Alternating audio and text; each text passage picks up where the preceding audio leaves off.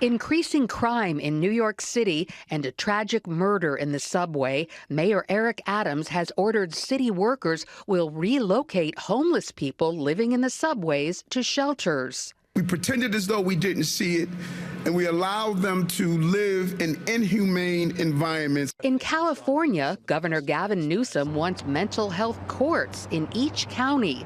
The plan is intended to offer treatment to homeless people with mental illness and addiction.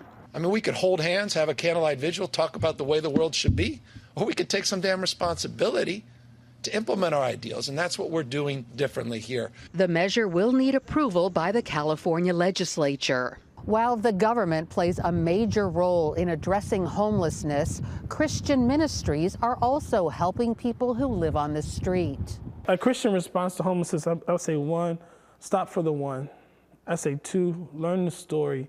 3, never, ever underestimate the power of prayer. 6 years ago, Pastor David McBride and Nick Knoll began helping people living on the streets near their Norfolk, Virginia church by getting them to nearby shelters, employment training, addiction recovery, and mental health services. There's tons of resources out there. Yeah. Sometimes not enough, but sometimes, there's more than what some people know. Church volunteers focus on one-on-one relationships, similar to a mentoring program. It's called the Dream Center of Hampton Roads. We're trying to get them to discover restoration of who God really created them to be. What's your dream career? What is the dream purpose that God has put in you? How can we restore that dream? How can we recover that dream so that when you walk down the street, no one looks at your forehead and says homeless. They look at you and say son and daughter of God. Instead of just sending people to other services, sometimes these volunteers train and provide the help,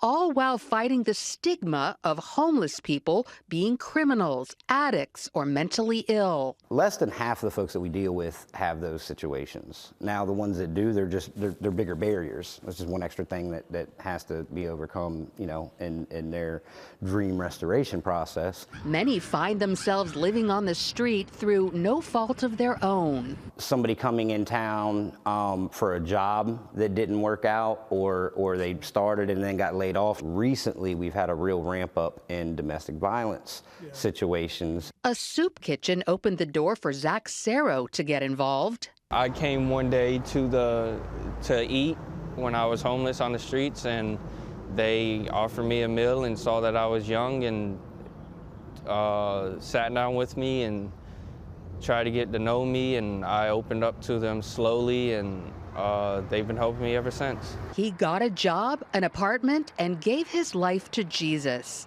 I wouldn't be the man that I am today without the help that the Dream Center provided. So while government-sponsored shelters and services definitely help the homeless, the Dream Center of Hampton Roads shows the difference the church and Christians with a personal interest can make in the lives of those living on the streets. Lori Johnson, CBN News.